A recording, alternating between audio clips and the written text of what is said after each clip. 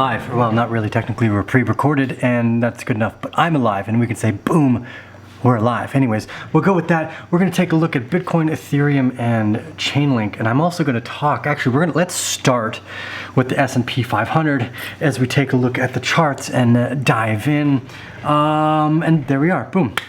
On the screen now, not on my face, we can see Bitcoin on the daily. Now, because we're on the daily, it doesn't look like anything happened. But there is a lot going on this week. And I want to actually contrast by this time starting with the S&P 500. Now, there was a lot of volatility today. The VIX was spiking almost like 20% on my drive home from the city. And here looking, I mean, we've zoomed in out of the daily of the S&P 500 and we're looking at the 45 minute. And as you can see with these red lines here, which I will now highlight in green, are the same trading range that we were looking at before. Now, what I'm gonna actually do is slide this up because it definitely seems to be that we're getting a top bit of the trading range here. Now, what I think is really interesting is that we might actually see a new reaccumulation pattern here. And that to me is rather astonishing. Now, we won't know yet until we get further signals in this particular trading range. So one of the best things to do is be patient. We've talked about this many times, but the reason I'm using the S&P 500 here as an interest is because I think we should always take into account the market as a whole. Now, one of the really strong aspects of what just happened, and I'm going to jump back and forth between Bitcoin, the VIX, and S&P to try to explain myself here. But if you're new to the channel, you will not know that I love the volatility index because that's where all the fun happens. Whether it's for the positive or the negative, just as long as you're on the right side of that trade, you're usually doing quite well.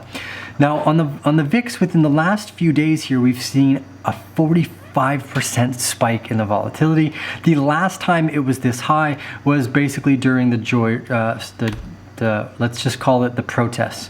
We'll leave it at that because it started about one thing and ended about, I don't know, or if it's even ended. I don't know, it doesn't even matter. I don't know anything about American politics. So the point of this is, here is the volatility index for the S&P 500, which is mostly American companies, all American companies. So that's where we're getting the sentiment from. Now, at a 40-point VIX right now, at the previous time we had it this high was back here in June. There we go. It was June. Let's just go with that. So the fact that we had a volatility spike this high and we had, okay, we're gonna measure it out now. We're gonna jump into Bitcoin on the 4 hour. We're gonna drop into our measurement tool. We are going to measure down 4.8%. Now, normally when we would have a spike in the VIX like this, even previously back here in September, when the VIX first started spiking, we had a 16% drop that coalesced with that, and alongside the drop in the S&P 500. So if I rip down to the bottom again here, and we just for fun here measure the S&P 500's volatility, Bitcoin dropped 4%, where the S&P 500 dropped 8%.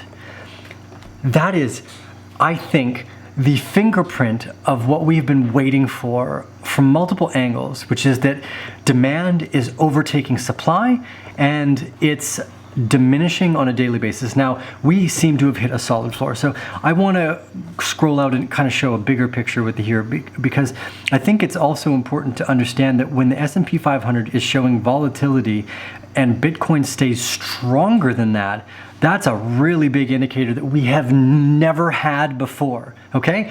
Every time the volatility index would spike, you would see an equal or greater price volatility spike up or down in Bitcoin's price as well. So, oh God, I should have turned that off in the beginning. It's gonna be like this weird hum in the beginning of the video. I apologize. You might just, maybe you'll think it's the bugs, but that's better. Okay, so I don't really take time to edit these things. We're just gonna roll with it. We're gonna roll with it.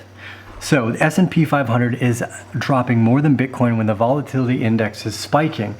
thus, my thesis here about the diminishing supply and the increasing demand seems to be right on point. Now, we've talked about this accumulation range for quite some time. Now, if you will remember, we've been looking at this since the beginning of April, March, and we've been very, very excited about this moment. I think one of the most important parts about the Arcane Bear Group is that everybody works together, right? So one of the most powerful aspects of what Arcane Bear does is that all you guys are interested in the same thing. So I want to take a moment to say thank you for this, for all working together in the Bear Den, building, collaborating, and helping make things come together. So the SOS here outside of our box, which was really nice to see, I think is a key indicator that, well, first off, look, I've made the assertion. I thought we were going to go to around 14,000, 15,000 on the top of this spike, which would be the top of this regression line. Now we could go in and we could draw an even further regression line, which would put it up at 15,000. We'll just go out here a little bit further. There's 16,900. Now I would have to make sure these are all perfect. I could probably get really intricate and even draw like a Fibonacci line chart there and make it look nice. But for now, let's just focus on some of these outwards perspectives, because I think they have to do with time, and that would put us somewhere around 22 to 23,000, 22,000 here on one of the final regression lines, boom, like this. Now, the reason why this has been so important is because they usually help us measure our SOS phase, it seems. So we saw this with Ethereum. All right, so we'll take Ethereum and we'll go back a little ways, right? So on Ethereum, we had, just before the spring, we had peaked up into our previous areas, whereas with Bitcoin, from the previous spring, we have not peaked out into. We've stayed in the channel since the spring. If we were to peak out to this regression line, this one right here, that would put us upwards around $18,000, $19,000.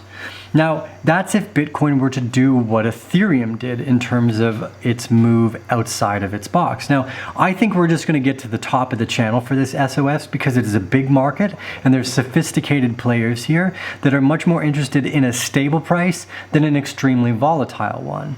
So, SOS, I still think we go to 14,500, maybe even 16,000 at like a crazy wick before we make a hypodermic top and create our backup phase, right?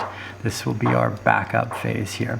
Now, for those of you that are studying Wyckoff method with us, you'll know exactly what I'm talking about. If not, I suggest it. It's the most valuable tool to use in technical analysis, and it is very noticeable once you get the hang of it. So really what we're looking to do here is always try to figure out where we are in the markets, and now that we've seen this really strong demand characteristic come in with decreased supply and over the volatility, I think these are the key core indicators that we are going to see this bull market come springtime. Now again, I'll just make one more quick assertion here. We could see an SOS as high as $17,000, maybe even $18,000 if it were to do what Ethereum did. Again, that's not out of the picture, but again, because it's a bigger market cap, it's got more not more sophisticated, but on an ever-increasing basis, more and more sophisticated players, not just more, but more and more sophisticated players come in. Price stability and effectively the entire liquid cap is one of the most important parts because it means you can get in and out if you would like. That's an important thing to remember. So this is really exciting because it means that the birth of our market is now coming to its like mature stage.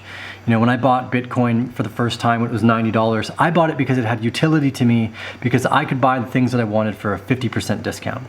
That's great. I think that's fantastic, right? So I bought Bitcoin at like 90 bucks. I didn't know what the hell it was for. I just knew I was going to get a better deal if I used this internet money. Flash forward to like 2011, I bought more again when it was like 900, like peaking out. I made my first beginner mistake as I bought at the top. I bought at the top and then I watched it come all the way back down to 200. Now during that time, I dedicated my time to understanding what the fuck just happened. What did I get wrong in this process? So I think using your time to study, because a lot of people make this mistake. They get drawn into the markets at the high and they slowly get drawn out, or they stick around and they learn how to play and become profitable. Now, I luckily ended up in the latter of those two, where I continued to be able to stick around, play, and be profitable from all the things that I was doing.